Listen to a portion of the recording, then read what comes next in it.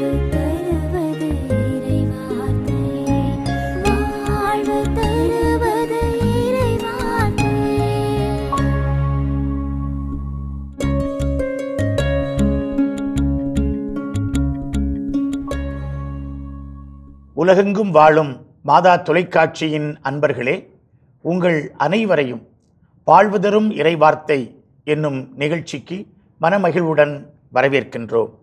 தந்தையர்கள், நாங்கள் இந்த ஞாயிறு திருப்பலி வாசகங்களை கலந்துரையாட இருக்கின்றோம். நாம் இன்று ஆண்டின் பொதுக்காலம் 6ஆம் ஞாயிறு வாசகங்களை தியானிக்கப் போகின்றோம். ஆண்டவருடைய அறிவுரைகள் எப்பொழுதுமே இனிமையானவை. பல நேரங்களில் இந்த அறிவுரைகளை நாம் மறந்து விடுகின்றோம். இந்த அறிவுரைகளை ஊறுகாயைப் போல, அது கருவேப்பிலையைப் போல ஒதுக்கி வைத்து விடுகிறோம். நம் ஆண்டவர் இயேசுவினுடைய வாழ்க்கையில் புதுமைகள், போதனைகள், ஓமைகள் எவ்வளவு முக்கியமோ அதற்கு மிகவும் இணையான முக்கியத்துவம் வாய்ந்தவை அவருடைய அறிவுரைகள். இன்றைய ஞாயிற்றுக்கிழமை வாசகங்கள் அனைத்துமே ஏறக்குறைய அறிவுரைகளாகவே அமைந்திருக்கின்றன. மிகவும் குறிப்பாக இன்றைய முதல் வாசகத்திலிருந்து நாம் தொடங்குவோம். எரேமியா இறைவாக்கினர் இஸ்ரேல் மக்கள் கடவுள் தந்த உடன்படிக்கையையும் கடவுள் தந்த வழிமுறைகளையும் அவர்கள் மறந்துவிட்டார்கள். அவர்களுக்கு அவர் அதை நினைப்பூட்டுகிறார்.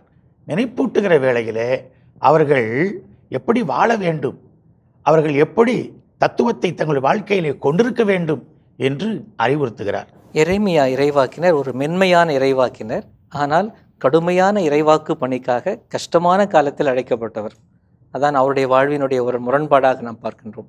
உதாரணமாக அவரை அழைத்த பொழுதே ஆண்டவர், நாம் ஏற்கனவே சொன்னோம், உன்னை வெண்கல சுவராக, இரும்பு தூணாக. அப்போது அவரை ஆண்டவர் மாற்றுகின்றார். ஒரு பெரிய பணிக்கு, கடுமையான கசப்பான காலத்தின் இக்கட்டான சூழ்நிலைக்கு அவரை தயார் செய்கின்றார். அதனுடைய விளைவு தான் அவருடைய போதனையிலே அவர் 2 முறை இந்த டெம்பிள் சர்மன் என்று சொல்லுகிற அந்த கடினமான வார்த்தைகளை அவர் சொல்ல வைக்கின்றார். கடவுள் 7ஆம் அதிகாரத்திலும் சரி, 26ஆம் அதிகாரத்திலும் ஏறக்குறைய 2 முறை கசப்பான வார்த்தைகளிலே, அதுவும் 7ஆம் அதிகாரத்தில் சொல்லப்படுவது போல, ஆண்டவரின் இல்ல வாயிலில் நின்று நீ அறிவிக்க வேண்டிய வாக்கு இதுவே என்று சொல்கிறார். அப்படி சொல்லி பாழும் கிணற்றில் இறக்கப்பட்டு பரிதாபமான கஷ்டங்களை எல்லாம் அனுபவித்தவர். அதுதான் கடவுளிடமே அவர் முணங்கிக் கொள்வார். என்னை நீ அழைத்தாய், என்னை ஏமாற்றி விட்டாய், என்னை மயக்கி விட்டாய் என்றெல்லாம் சொல்லக்கூடியவர். இவர் தன்னுடைய கஷ்டமான இந்த போதனைகள் மத்தியிலே இந்த அறிவுரைக்கு வருகிறார். என்றால் நம்முடைய விவிலியமே சொல்வது போல, ஒரு புறம் சட்ட நூல்கள், ஒரு புறம் இறைவாக்குகள், பிறகு வருகின்ற ஞான நூல்கள். மனிதனுக்கு ஞானம் மிக முக்கியமானது. அந்த ஞான நூல்களை பெரும்போது எழுதப்பட்டது எப்பொழுது என்றால், இஸ்ராயல் கசங்கி போய், இஸ்ராயல் ஒடுங்கி போய் பாபிலோனில் திரும்பி வந்த பிற்பாடு தான் பெரும்பகுதியான ஞான நூல்கள். அப்போ தான் ஞானமே பிறக்குது. தமிழில் அதான் சொல்லுவோம், பட்டறிவு என்று சொல்ல, அனுபவத்தை அழகான வார்த்தையில் பட்டறிவு. அப்போ இந்த பட்டறிவில் தான் வாழ்க்கையினுடைய உண்மை யதார்த்தங்கள் நமக்கு நிறைய வெளிப்படுகின்றன. நவீன உலகத்தில் அறிவு நிறைய இருக்குது. கம்ப்யூட்டரில் விளையாடுறாங்க சின்ன பிள்ளைங்களாம் எடுத்துக்கிட்டிங்கன்னா நமக்கு தெரியாத காரியங்கள் அவங்களுக்கு தெரிகிறது. இது அறிவுபூர்வமான காரியங்கள். ஆனால் அந்த அறிவு வாழ்க்கைக்கு வரும்பொழுது தான் அது ஞானமாக மாறுகிறது. When knowledge is applied to life, it becomes real wisdom. இன்னைக்கு முதல் வாசகத்தை பார்க்கும் பொழுது எரேமியா புத்தகம் 17ஆம் அதிகாரம் 5லிருந்து 8 வரை 4 வசனங்கள் தான். அந்த 4 வசனங்களிலேயே எப்படிப்பட்ட வாழ்க்கை முறை வாழ வேண்டும், எப்படிப்பட்ட வாழ்க்கை முறை வாழக்கூடாது என்பதை தெள்ள தெளிவாக சொல்லுகின்றார். குறிப்பாக முதல் 2 வசனங்கள், 5, 6 வசனங்கள், மனிதர் மீது நம்பிக்கை வைப்பவர் சபிக்கப்பட்டவர், அவ்வளவுதான். அதை ஒற்றி விளக்கங்கள் தான் 5, 6 வசனங்கள். 7, 8 வசனங்களிலே ஆண்டவர் மீது நம்பிக்கை வைப்பவர் பேறு பெற்றவர் என்பதை விளக்குகின்றார். இதற்கு இணையான திருப்பாடல் முதல் திருப்பாடலிலே இருக்கும். அந்த திருப்பாடலில் நற்பேறு பெற்றவர் யார்? அவர் பொல்லாரின் சொல்படி நடவாதவர், பாவிகளின் தீய வழி நில்லாதவர், இகழ்வாரின் குழுவில் அமராதவர். ஆனால் அவர் ஆண்டவரின் திருச்சட்டத்தில் மகிழ்ச்சியுறுபவர், அவரது சட்டத்தை இரவும் பகலும் சிந்திப்பவர். அவர் நீரோரம் நடப்பட்ட மரம் போலிருப்பார், பருவகாலத்தில் கனி தந்து என்றும் பசுமையாயிருக்கும் அம்மரத்திற்கு ஒப்பாவார், தாம் செய்வதனைத்திலும் வெற்றி பெறுவார். இது முதல் பகுதி. 2வது பகுதியில் பொல்லார் அப்படி இல்லை, அவர்கள் காற்றடித்து செல்லும் பதரை போலாவர். பொல்லார் நீதி தீர்ப்பின் போது நிலைத்து நிற்க மாட்டார், பாவிகள் நேர்மையாளரின் மன்றத்தில் இடம் பெறுவார். நேர்மையாளரின் நெறியை ஆண்டவர் கருத்தில் கொள்வார், பொல்லாரின் வழியே அழிவை தரும். கடவுள் மீது நம்பிக்கை கொள்வது எதெந்த ஆசீர்வாதத்தை எல்லாம் கொடுக்கும். மனிதர்கள் மீது நம்பிக்கை வைத்தால் என்னென்னாலும் நமக்கு கிடைக்கும் என்பதை கடவுள் தெளிவாக சொல்லுகிறார். அடிக்கடி சொல்லுவாங்களே, with Jesus I am hero, without Jesus I am zero அப்படின்னு சொல்லிட்டு. இறைவாக்கினர்கள் எவ்வளவு மனசுக்குள்ள வேதனைப்பட்டு எவ்வளவு கஷ்டப்பட்டு தந்தைகள் சொன்னாங்களே, பட்டறிவு. அவன் சொல்கிறான், எப்பா மனுஷன் மேலே நீ நம்பிக்கை வைக்காத, இந்த ராஜா மேலே நம்பிக்கை வைக்காத, தப்பிதமாக கூட்டணி வச்சுக்கிட்டு இருக்கிறான். நீ இந்த சமயத்தலைவர்கள் மேலே நம்பிக்கை வைக்காத, இவங்க வெறும் வெத்து சடங்கு தான் கொண்டாடிக்கிட்டு இருக்கிறான், அதில் இறை அனுபவம் இல்லை. நீ கடவுள் மேலே நம்பிக்கை வை, மக்களே கடவுள் நம்பகம் உனக்கு காப்பாற்றுவார் அப்படின்னு எரேமியா கத்தி கத்தி சொல்கிறார். நான் நினைக்கிறேன் ஒருவேளை எரேமியானால் தான் தன்னுடைய பாணியே மாற்றிக்கிட்டார். இது வரைக்கும் என்ன பேசினார்? அரசர்களை பற்றியும், அரண்மனையை பற்றியும், வல்லரசுகளை பற்றியும், இந்த கூட்டணிகளை பற்றியும், போரை பற்றியும், அழிவை பற்றியும் இது வரைக்கும் பேசிட்டு இருந்தார் எல்லா இடத்துலையும். இதை குறுக்கில் திடீர்னு அறிவுரைகள் என்ற ஒரு கிளை பகுதியை நான் பார்க்குறோம். அங்கே ஏன்னாக்கா ஒருவேளை யோசிச்சிருப்பாரு, இந்த மக்களுக்கு எவ்வளோ சொன்னாலும் ஏற மாட்டுது அப்படின்னு சொல்லிட்டு அட்லீஸ்ட் இந்த மாதிரி வாழ்க்கையின் அடிப்படை தத்துவத்தை நான் சொல்கிறேன். இது வாழ்க்கையின் அடிப்படை தத்துவமாக இதை பார்க்கிறேன். முதல் குழுவினர், முதல் சாரார் நற்பேறு பெற்றவர்கள். அது யாருன்னா கடவுள் மீது நம்பிக்கை வைப்பவர்கள். இன்னொரு சாரார் பொல்லார். அவர் யாருன்னா மனிதர்களை நம்பியிருப்பவர்கள். இந்த ரெண்டு பேருக்கு என்ன வித்தியாசம்? இவங்க மனிதர் நம்பியிருக்காங்க, இவங்க கடவுளை நம்பியிருக்கிறாங்க. ஆனால் அவங்க என்ன விளக்கம் சொல்கிறானாக்கா, மனிதர் மேல் நம்பிக்கை வைத்திருப்பவர்கள் பாலை நிலத்து புதர் செடிக்கு ஒப்பாவார்கள். பாலை நிலத்தில் செடி இருக்குது, அது என்ன ஆகும்? வறண்ட பகுதிகளிலும் யாரும் வாழா ஒவ்வொரு நிலத்திலுமே அது வளரும். அதுபோல் அவர்கள் வாழ்க்கையும் பட்டுப்போன வாழ்க்கையா குட்டி சவராக இருப்பது போல இருந்து போகும் என்று சபிக்கின்றார். இரண்டாவது பகுதி, ஆண்டவர் நம்பிக்கை வைப்பவர்கள் எப்படி இருப்பாங்க? நீர் அருகில் நடப்பட்ட மரத்துக்கு. இதை நான் ரொம்ப பிடிச்சமான ஒரு பகுதி, நான் விளக்கி சொல்வேன். நானும் உரி ஜெபிப்பேன். இதை பற்றி என்ன தொடர்பு, ரெண்டுக்கு வித்தியாசம் என்ன இருக்குது அப்படின்னு கேட்டால், அதில் இருக்குது அந்த வேர் தான். அந்த வேர் எதோட தொடர்புடையதாக்கா, அதனுடைய மரத்தினுடைய வேர் நீரோடையை நோக்கி ஓடுகிறதாம். அதுதான் முக்கியமானது. அப்போது கடவுளை நம்புகிற மனிதன், நற்பேறு பெற்ற மனிதன், அவனுடைய வாழ்க்கையினுடைய அந்த வேரோட்டம் தான் ரொம்ப முக்கியம். அதுக்கு ஆப்போசிட் என்ன சொல்லுவாங்க, அதுக்கு எதிர்மறை என்ன சொல்லுவாங்க? புல்லோட்டம் என்று சொல்லுவோம். அந்த கிராஸ் ரூட் லெவல். அது சொல்லும் பொழுது, அந்த வேரோட்டமாக செல்லும் பொழுது அதனுடைய தொடர்பு எங்கே இருக்குன்னா, அந்த நீரோட்டத்தோடு இருக்குது. அப்போ அந்த நீர்லேருந்து அதுக்கு வேண்டிய சொல்லப்படுகிறது. ஏன்னா முன்னாடி இருந்த பகுதியாக வற்றி போகிறார்கள், வறண்டு போகிறார்கள், அவர்கள் காய்ந்து போகிறார்கள் என்றால், வெப்பம் மிகு நேரத்தில் அதற்கு அச்சமே இல்லை. அதன் இலைகள் பசுமையாக இருக்கும். வறட்சி மிகு ஆண்டிலும் அதற்கு கவலை இராது. ஒரே ஒரு காரணம், அதனுடைய வேர் தண்ணீரை தொட்டு கொண்டிருக்கிறது. அப்போ அந்த உயிருள்ள தண்ணீராக கடவுளோடு தொடர்புடையவர்கள் இப்படித்தான் இருப்பார்கள் எல்லா நேரத்திலும்.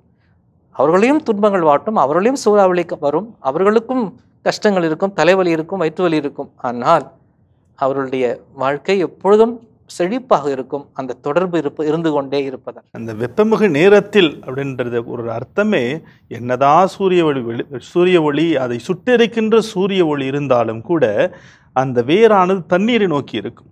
அதே போல் என்னதான் சிக்கல், பிரச்சனைகள், துன்பங்கள், நெருக்கடிகள் இருந்தாலும் கூட என்னுடைய கண்கள் ஆண்டவரையே நோக்கி இருக்கும். பல நேரம் நம்ம பிரச்சனைகள் வரப்ப என்ன பண்ணுறோன்னா, நாம் பிரச்சனையை உற்று பார்க்கிறோம், ஆண்டவரை மேலோட்டமாக பார்க்கிறோம். ஆனால் நம்ம மாற்றி செய்யணும். I have to stare at Jesus.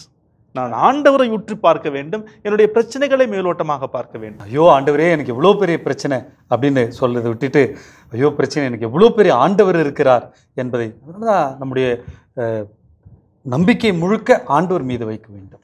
இன்றைய நற்செய்தியில் ஆண்டவர் அறிவுரை சொல்லுகிறார். நம்ம எல்லாருக்கும் இயேசுனுடைய மலைப்பொழிவு தெரியும். நம்முடைய தேசப்பிதா மகாத்மா காந்தியுடைய அடிகளாருக்கு மிகவும் பிடித்தமான பகுதி இந்த மலைப்பொழிவு. ஆனால் இந்த மலைப்பொழிவுக்கு இணையான ஒரு பொழிவு லூக்கா நற்செய்தியிலும் சொல்லப்பட்டிருக்கிறது. இதனை மலைப்பொழிவு என்று நாம் சொல்வதில்லை, மாறாக சமவெளி பொழிவு என்று லூக்காவுடைய வார்த்தையிலேயே நாம் சொல்லுகிறோம். இந்த ரெண்டுக்கும் இருக்கிற ஒற்றுமை வேற்றுமை என்ன? லூக்கா சொல்ல வருகிற இயேசுடைய அறிவுரையின் அழுத்தம் என்ன? இயேசு தன்னுடைய பணியை தொடங்கி இருக்கிறார். இப்பொழுதுதான் இந்த நேரத்தில் இயேசு அவர்களுடன் இறங்கி வந்து தம்முடைய சீடர்களை தேர்ந்து கொண்ட பிற்பாடு அவர்களோடு இறங்கி வருகின்றார். எங்கே இறங்கி வருகின்றார்? இறங்கி வருவதே ஒரு பெரிய ஒரு செயல். மேல் நிலையிலிருந்து, மேல் தட்டிலிருந்து, அதிகார நிலைகளிலிருந்து, மற்றவர்களை ஆட்டி படைக்கின்ற அந்த நிலையிலிருந்து மக்களுடைய வாழ்வு நிலைக்கு, to touch the dusty roads of life, அந்த மனிதர்கள் வாழுகின்ற அந்த தரையை தொடுகின்ற அந்த நிலைக்கு இறங்கி வருகிறார் இயேசு. தம்முடைய சீடர்களை அழைத்து கொண்டு வருகிறார். எங்கே வருகிறார்? ஒரு சமவெளியான ஒரு இடத்தில் வருகின்றார். ஏற்றத்தாழ்வுகள் இல்லை, உயர்ந்தவன் தாழ்ந்தவன் இல்லை. ஆனால் தான் இதை நீங்கள் அழகாக நீங்கள் முன்னுரையில் இதை துவக்கி வச்சிங்க. சமவெளி பொழிவு, இந்த இறை ஆட்சியின் புரட்சி எப்படி இருக்கும் அப்படின்னு கேட்டீங்கன்னா சமவெளி புரட்சியாக இருக்கும். எல்லாத்தையும் சமப்படுத்துகின்ற இந்த ஏற்றத்தாழ்வுகள், மேடு பள்ளங்கள், இருப்பவர் இல்லாதவர்கள், உயர்ந்தவர்கள் தாழ்ந்தவர்கள், வசதியானவர்கள் வசதி இல்லாதவர்கள், இந்த நிலைப்பாடுகள் இல்லாத ஒரு சமநிலையில் இருந்து இயேசு இறையாட்சி முழக்கத்தை ஆரம்பிக்கின்றார். எப்படி மத்தேயுவிலே 5ஆம் அதிகாரத்தில் இயேசு தன்னுடைய இறையாட்சி முழக்கத்தை மலை மீது, ஏனென்றால் புதிய மோசேவாக, பழைய மோசையை போல மலையிலிருந்து அவர் அதை அறிக்கையிடுகின்றார். ஆனால் லூக்காவுக்கு மக்களோடு மக்களாக ஏழைகள் வாழும் தெருக்களிலே இயேசு இறங்கி வந்து விட்டார். அதான் சமதளிக்கு வந்து விட்டார். நீங்க பாடின மாதிரி அவர் இறங்கி வந்து விட்டார். அதற்கு மத்தேயுடைய மலை பொழிவுக்கும் லூக்காவினுடைய சமவெளி பொழிவுக்கும் வேறுபாடுகள் இருக்கின்றன. மத்தேயு நற்செய்தியாளர் அந்த 5ஆம் அதிகாரம் 1 முதல் 12 வரை அவர் பெயர்களை குறிப்பிடுவார். ஆனால் இங்கே லூக்கா நற்செய்தியாளர் 4 பேர்கள் 4 கேடுகள் பற்றி சொல்லுவார். இரண்டாவது வேற்றுமை, மத்தேயு நற்செய்தியாளர் 3ஆம் நபர், 3rd person, அதை வச்சு சொல்லுவார், இரக்கமுடையோர் பேறு பெற்றோர். ஆனால் லூக்கா நற்செய்தியாளர் ஏழைகளே நீங்கள் பேறு பெற்றோர், 2ஆம் நபர், ஏழைகளே நீங்கள் பேறு பெற்றோர். பார்த்து சொல்கிறப்ப எவ்வளோ நல்லாயிருக்கும். மூன்றாவதாக ஒரு ஆன்மீகப்படுத்துதல் மத்தேயு நற்செய்தியில் இருக்கும், ஏழையரின் உள்ளத்தோரே பேறு பெற்றோர். ஆனால் இங்கே ஆன்மீகப்படுத்துதல் என்பதை விட அந்த சாதாரண மக்கள், தந்தை அவர்கள் தன்னுடைய ஒரு நாள் அந்த ஆண்டவர் இயேசு எசாயா 8 சொல்லை எடுத்து படித்த பொழுது சொன்னார், இந்த ஒவ்வொரு வார்த்தையும் இனி வருகின்ற காலங்களில் லூக்கா நற்செய்தியில் நிறைவேறுவதை பார்ப்போம் என்று சொன்னார். அந்த நிறைவேற்றம் இங்கே ஆரம்பிச்சிருது. ஏழைகளே நீங்கள் பேறு பெற்றோர். அதை ஆன்மீகத்தன்மையில் எடுப்பதை விட அந்த பொருளாதார ரீதியில் சாதாரண நிலையில் இருக்கின்ற அந்த அடித்தட்டு மக்களை பார்த்து, சமவெளியில் இருக்கின்ற எந்த ஏற்றத்தாழ்வும் இல்லாத மக்களை பார்த்து தானும் ஒருவராக, தன்னையும் அவர்களோடு ஒருவராக இணைத்து கொண்டு அவர்கள் மீது தன் பார்வையை பதித்து அந்த போதிக்கின்ற நிகழ்ச்சியை செய்வதாக நான் பார்க்கிறேன். இந்த இயேசுடைய இந்த 3ஆம் நிலை, முன்னிலை ரெண்டுமே ரொம்ப முக்கியமானதாக நானும் பார்க்குறேன். நீ சொன்ன மாதிரி அது ஏன் இயேசு இந்த நிலைப்பாடை லூக்கால் எடுக்கிறார்னா, அங்கே யார் இருக்கிறதுன்னு பார்த்தீங்கன்னா, மத்தேயுல யார் இயேசுவோடு இருந்தார்களோ அவருடைய சீடர்கள் இருந்தாங்க. அங்கே ஒரு பெரிய பிரசங்கம், ஒரு 12 பேரை வச்சுக்கிட்டு என்ன அவ்வளோ பெரிய பிரசங்கம் பண்ணாருன்னு தெரியல அவர். அதான் மலை பொழிவாக நாம் சொல்கிறோம். ஆனால் இங்கே பார்த்தீங்கன்னாக்கா அங்கே நிற்கும்போது யார் யாரெல்லாம் வராங்கனாக்கா பெரும் திரளான அவருடைய சீடர்களும், அப்போ பெரும் திரள் 12 பேர் கிடையாது, அதையெல்லாம் தாண்டிய பெருங்கூட்டம். அடுத்தபடியாக யூதேயா முழுவதிலும் எருசலேமில் இருந்தும், இதெல்லாம் இஸ்ரேல் மக்களுடைய பகுதி வரா. அதை விட அதிகமாக தீர் சீதோன் கடற்கரை பகுதிகளிலிருந்து, தீர் சீதோன் பகுதி இந்த பெனிசியன் பகுதி என்று சொல்கிறோம். இந்த பெனிசியா பகுதி முழுவதுமே புற இனத்தார் வாழ்கின்ற பகுதி. அதிகமான சிலை வழிபாடுகளால் தீட்டுப்பட்டவர்கள் என்று கருதப்பட்ட புற இனத்தார், ஒதுக்கப்பட்டவர்கள், அந்த மக்கள் வாழ்ந்த அந்த பகுதி தீர் சீதோன், அந்த பெனிசியா பகுதி. அப்போ அந்த மக்கள் எல்லாம் வந்திருக்கிறாங்க. அப்போது இந்த இறையாட்சி முழக்கம் விரிவடைந்து எல்லாரையும் அணைத்திருக்கிறது. இஸ்ராயல் மக்களையும் தாண்டி புற இனத்தாரங்களாம் அங்கே இருக்கிறாங்க. அவங்களெல்லாம் பார்த்து இயேசு அதுதான் சமவெளிக்கு வந்துட்டார். மேடு பள்ளம், எருசலேம் மலையும் கீழையும் கிடையாது, எல்லாரையும் சமவெளியை நிற்க வச்சுட்டு நீங்கள் எல்லாம் பேறு பெற்றோர். நேரடியாக நான் சொன்ன முன்னிலைப்படுத்தி சொல்றதுக்கு அவருக்கு வாய்ப்பு இருப்பதாக நான் பார்க்கின்றேன். இயேசுவிடத்தில் 2 வகையான ஒரு அழைப்பை நாம் பார்க்கிறோம். ஒன்று, பெருஞ்சுமை சுமந்து சோர்ந்திருப்பவர்களே எல்லாரும் என்னிடம் வாருங்கள், நான் உங்களுக்கு இளைப்பாறுதல் தருவேன்னு சொல்லி, யார் யார் கஷ்டப்படுறாங்களோ, நோய்வாய்ப்படுறாங்களோ, அழுகிறாங்களோ, வருத்தத்தில் இருக்கிறாங்களோ அவங்க இயேசுவிடத்தில் ஆறுதல், விடுதலை, சுகம் அவர்கள் பெற்று செல்லலாம். அது ஒரு நிலை. அது அவரிடத்தில் ஒரு பயனாளியாக நாம் பெற்றுப்போகிற ஒரு நிலை. ஆனால் இயேசு அடுத்து சொல்லுவார், என்னிடத்தில் நீங்கள் கற்றுக்கொள்ளுங்கள். அது வேறு இடத்துல சொல்லுவார், என் பின்னே என் சீடராய் வாருங்கள், தன்னலம் துறந்து நாள்தோறும் தன் சிலுவை சுமந்து என்னை நீங்கள் பின்பற்றுங்கள் என்று அவர் சொல்லுவார். நாம் வெறும் பயனாளிகளாய் இயேசுவிடத்திலே நின்றுவிடக்கூடாது. நாம் இயேசுவினுடைய சீடராய் மாறுதல் வேண்டும். அந்த சீடத்துவத்துக்கான விதிமுறைகள், சீடத்துவத்துக்கான வழிமுறைகள், சீடத்துவத்துக்கான பண்புகள் என்ன என்பதைத்தான் இந்த சமவெளி பொழிவில் இயேசு அழகுபட வெளிப்படுத்துகிறார். அந்த விழுமியங்களை, அந்த மதிப்பீடுகளை உள்வாங்கினால்தான் நாம் இயேசுடைய சீடராக பரிமளிக்க முடியும். வசனம் 20 பாருங்கள். இவ்வளவு கூட்டம் இருக்கிறது, இயேசு சீடர் மீது தம் பார்வைகளை பதித்து கூறியவை. அப்போ சீடராக இருக்கிறவர்கள் இந்த இயேசுவினுடைய முன்னுரிமையை, இயேசுவினுடைய முதன்மைப்படுத்துதலை, இயேசுவினுடைய இந்த இதய துடிப்பை, இயேசுவினுடைய இந்த விழுமியத்தை அவர்கள் உள்வாங்கி அவர்கள் செயல்படுத்தல் வேண்டும். இயேசுடைய இந்த சமவெளி பொழிவை எடுத்து நாம் வாசிக்கும் பொழுது பழைய ஏற்பாட்டிலே பல ஆசீர்வாதங்கள் இருந்திருக்கின்றன. பழைய ஏற்பாட்டில் ஆசீர்வாதங்கள் எல்லாம் அன்றைய வாழ்வுக்குரிய ஆசீர்வாதமாக இருக்கும். நன்றாக இருப்பாய், நலமாக இருப்பாய், வளமாக வாழ்வாய் என்று. ஆனால் இந்த சமவெளி பொழிவினுடைய பேறுகள் எப்படி இருக்கும் அப்படின்னாக்கா, இறையாட்சியின் ஆசீர்வாதங்கள், இறையாட்சியின் தன்மைகளை நீ சுவைப்பாய். அப்போது இயேசு கொண்டு வருகிற இந்த பேறுகள் அல்லது அந்த பேறுகளை நழுவ விட்டு அதை இழந்து விடுகின்ற அந்த கேடுற்ற நிலை, இயேசு கேடுற்று வாழ வேண்டும் என்று விரும்பவில்லை. ஆனால் நாம் அந்த பேறுகளை உதறி தள்ளும் பொழுது, அதை உதாசீனப்படுத்தும் பொழுது கேடுகளை நாம் வரவழைத்துக் கொள்கிறோம். அதுதான் முக்கியமானது. அப்போ அந்த கேடுற்ற நிலையாக இருந்தாலும் பேறு பெற்ற நிலையாக இருந்தாலும் அது இறை அரசுக்கு நாம் எவ்வளவு தூரத்தில் இருக்கின்றோம் என்பதை அளந்து சொல்கிறது. எனவே இந்த பேறுகளும் கேடுகளும் இறை ஆட்சியை வைத்துதான் அளக்கப்படுவதாக எனக்கு தெளிவாக தெரிகிறதா நான் பார்க்கின்றேன். இப்போ இந்த பழைய ஏற்பாட்டில் பார்த்தோன்னா, யாராவது ஏழைகளாக இருக்கிறாங்கன்னா அவங்க பாவம் செய்திருப்பார்கள். யாராவது பட்னியாக இருக்காங்கன்னா கடவுளுடைய சாபம் அவர்கள் மீது இருக்கும். தனக்குரிய அந்த ஒரு பாணியில் ஏழைகளே நீங்கள்லாம் சபிக்கப்பட்டவர்கள் அல்ல, நீங்கள் பேறு பெற்றவர்கள், அடுத்து பட்டினியாக இருப்பவர்களே நீங்கள்லாம் கடவுளுக்கு தூரம் இருக்கிறவங்க கிடையாது, கடவுளோடு இணைந்து இருக்கிறவர்கள், பேறு பெற்றவர்கள். அந்த பட்டியலை ஏழைகளை, பட்டினியாக இருப்பவர்களை, அழுபவர்களை அவர்களெல்லாம் சேர்த்து அவர்களை பெருமைக்குரிய மக்களாக மாற்றுகிறார். தர்மையான அந்த பேறுகள் கேடுகள், ஏழைகள், செல்வந்தர், பட்டினி கிடப்போர், உண்டு கொழுத்திருப்போர், அழுவோர், சிரிப்போர், இகழ்ந்து தள்ளப்படுவோர், புகழ்ந்து பேசப்படுவோர். லூக்காவுக்கு ஏழைகள் மீது ஒரு தனி அலாதி பிரியம். அதனால்தான் அன்னை மரியாவின் பாடலிலேயே அதை வைத்திருப்பார். ஏழை கைம்பெண்ணுடைய காணிக்கையாக இருக்கலாம், அல்லது பணக்காரன் ஏழை லாசர், பணக்காரன் பேரை சொல்ல மாட்டார், ஆனால் ஏழை லாசனுடைய பெயரை குறிப்பிடுவார். ஏழை Asar, God is my help, கடவுள் எனக்கு உதவி செய்கிறார். ஆக ஏழைகளின் பால் லூக்கா நற்செய்தியாளர் தன்னுடைய மதிப்பீட்டினை வைத்திருக்கிறார். அது மட்டும் இல்லை, நான் வியந்து பார்க்கறது என்னன்னா, அழுதிருப்போரே எதனால் அழுகுறாங்க? அவங்க ஒன்றுமில்லாத நிலைமை, ஒடுக்கப்பட்ட நிலைமை, ஏற்றுக்கொள்ளப்படாத நிலைமை, இது எல்லாம் வைத்திருக்கும் பொழுது அவர்களுடைய ஒரே ஒரு ஆயுதம் கண்ணீர் மட்டும்தான். சில நேரம் ஆலயத்துக்கு ஆண்டவரே எனக்கு ஒன்றும் இல்லைன்னு சொல்லி அழுவுறதுக்கு கூட நம்ம தயங்குறோம். அந்த கண்ணீர் நாம் பலவீனமாக பார்க்கிறோம். ஆனால் அந்த கண்ணீரையும் ஆண்டவர் ஜெபமாக மாற்றக்கூடியவர். அந்த திருப்பாடல் 56:8 சொல்லுவார், உன்னுடைய கண்ணீரை எல்லாம் என் தோற்பையில் சேகரித்து வைத்துக்கிறேன்னு சொல்லுவார். ஏழைகளுக்கு நற்செய்தியை அறிவிக்க ஆண்டவர் என்னை திருப்பொழிவு அருள் பொழிவு செய்துள்ளார். அதை தான் இங்கே நிறைவேற்றுகிறார். நான் சொன்னது போல, நான் லூக்கா நற்செய்தியில் நடக்கப் போகிற ஒவ்வொரு நிகழ்வும் அங்கே முன் அறிவிக்கப்பட்டது. இயேசு அதை தனதாக்கி கொண்டார். இப்பொழுது அதை நிறைவேற்றி கொண்டிருக்கிறார். இந்த ஏழைகள் சார்பிலே தன்னுடைய நிலைப்பாட்டை வெளிப்படுத்துகின்றார். இந்த இறையாட்சி என்பது இவர்களுக்கு உரியது என்பதை வெளிப்படுத்துகின்றார். இந்த பேறு பெற்றோர் கேடுற்றோர் என்று சொல்லும் பொழுது, என்ன கேடுற்றவர்கள், அவர்களுடைய நிலை என்ன? ஏன் அவங்களை ஆண்டவர் இப்படி சபிப்பது போல தோன்றுகிறது என்று கேட்டால், அங்கே ஏதோ ஒன்று இல்லாமல் இருக்கிறது. Something is missing. ஏன்னாக்கா அங்கே கடவுள் இல்லாமல் இருக்கின்றார். அதான் பிரச்சனை.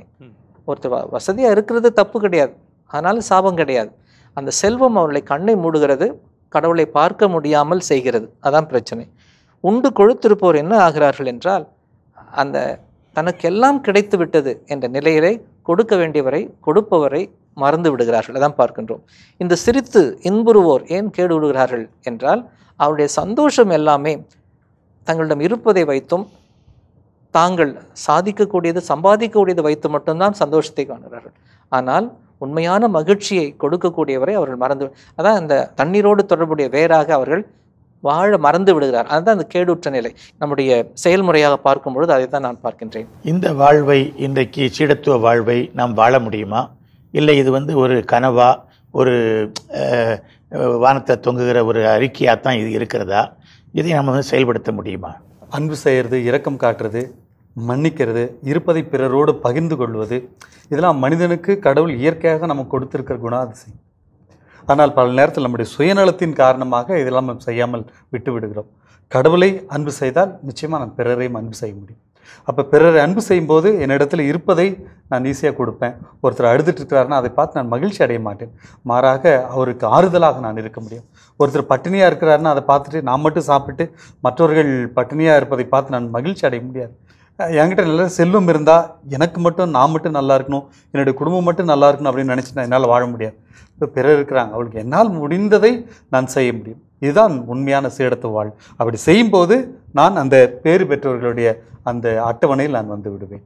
இன்றைய திருப்பலி வாசகத்தில் இவ்வாறு அறிவுரையாக நமக்கு நல்ல ஆலோசனைகள், புத்திமதிகள், படிப்பினைகள் தரப்படுகின்றன. கொரிந்து திருச்சபையிலும் இப்படி சில குழப்பங்கள் இருந்தன. பவுலடியார் அவர்களுக்கு சில அறிவுரைகளை சொல்லுகிறார். பகைமையை விட அன்பு மேலானது, தீமையை விட நன்மை மேலானது, பொய்யை விட உண்மை மேலானது. ஆகவே நாம் உண்மையை பற்றி கொள்ள வேண்டும், அன்பை பற்றி கொள்ள வேண்டும், நன்மையை நம்முடைய வாழ்க்கையிலே செயல்படுத்த வேண்டும் என்று அவர் அறிவுறுத்துகிறார். கொரிந்து திருச்சபையினுடைய குழப்பம் என்ன? இந்த அறிவுரை அங்கே எப்படி தேவைப்படுகிறது? இந்த பகுதியினுடைய 1 முதல் 58 வரை இருக்கின்ற வசனங்களில் இருக்கிற பகுதியினுடைய எதற்காக இதை எழுதுகிறார் என்பதற்கு இன்றைய வாசகம் ஒரு தெள்ள தெளிவான கருத்தை கொடுக்கிறது. குறிப்பாக 15ஆம் அதிகாரம் 12வது வசனம், இயேசு கிறிஸ்து உயிருடன் எழுப்பப்பட்டார் என அறிவிக்கப்பட்டிருக்க உங்களுள் சிலர் இறந்தோர் உயிர் தெழுவதில்லை என சொல்லுவது ஏன்? அது உங்களுள் சிலர், அந்த கிரேக்க வார்த்தையில் தீனஸ் என்று சொல்லுவார்கள். இந்த பாலில் ஒரு துளி விஷம் கலந்தாலும் விஷம்தான். அதனால் எப்போதுமே எல்லா பங்குலையும் சரி, எல்லா இதுலேயும் சரி, அந்த சிலர் தான் பிரச்சனையாக இருப்பாங்க. அழகா சொன்னீங்க. அந்த ஒரு சிலர்னால தான் பல்வேறு சிக்கல்கள் இருக்கும். ஆனால் அந்த சிலர் இருக்கிறது நமக்கும் பல விதத்தில் நல்லது. இப்பொழுதுதான் நம்மையே நாம் ஆய்ந்து கொள்வதற்கு, ஆய்வு செய்வதற்கு வசதியாக இருக்கும்.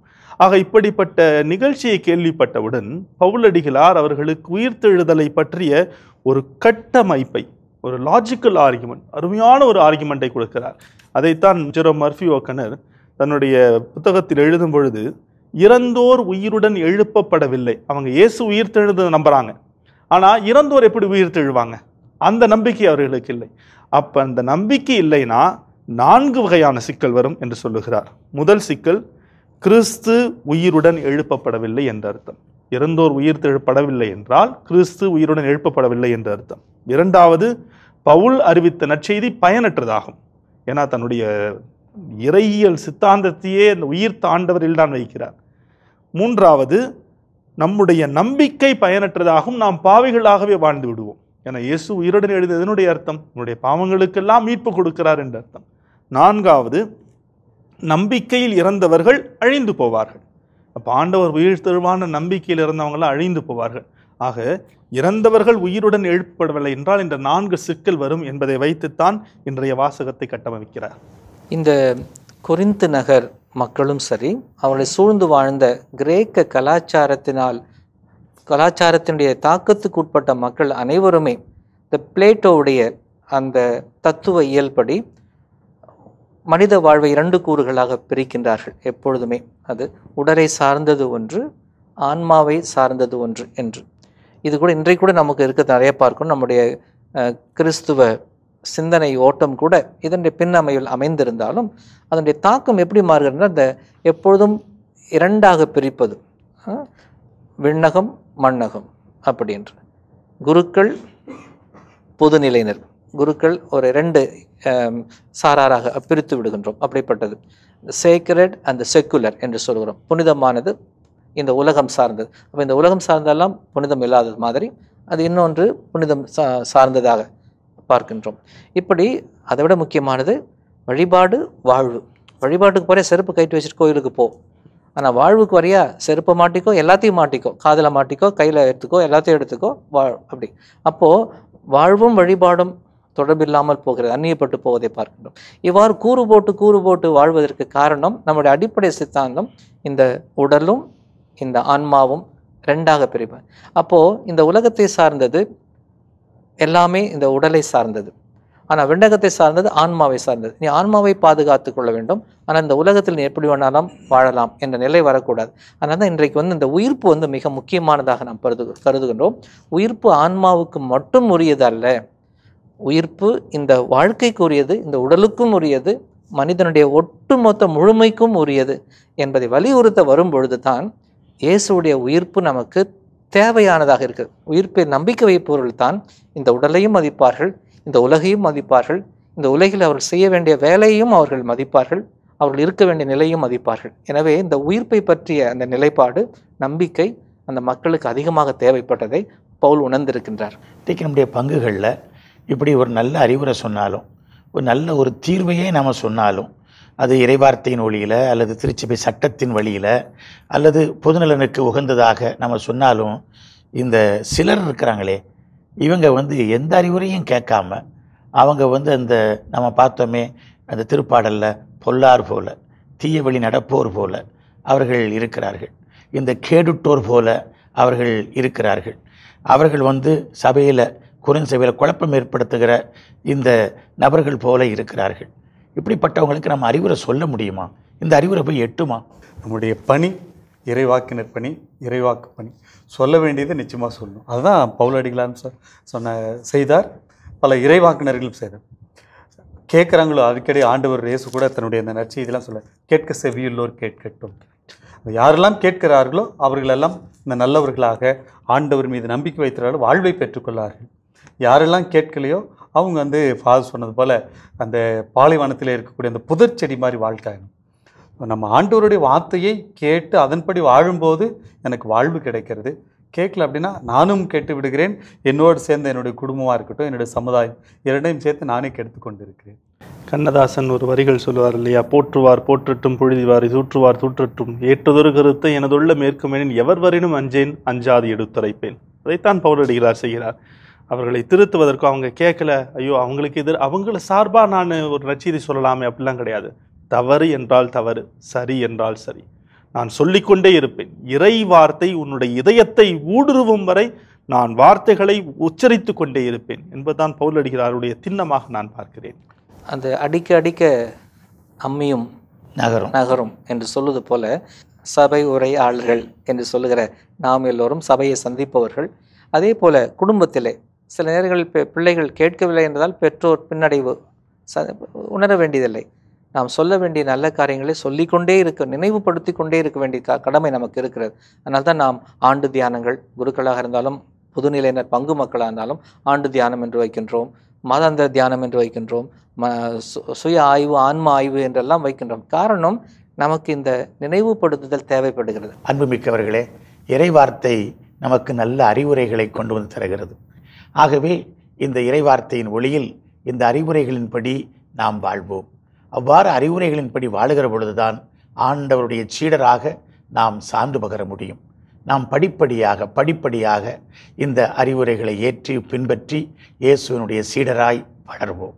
மாதா தொலைக்காட்சி நண்பர்களே, வாழ்வு தரும் இறைவார்த்தை எனும் நிகழ்ச்சி இன்றைக்கு இத்துடன் நிறைவுக்கு வருகிறது. மீண்டும் உங்களை சந்திக்கும் வரை அன்புடன் விடைபெறுகிறோம். இயேசுவுக்கு புகழ், இயேசுவுக்கு நன்றி. மரியே வாழ்க.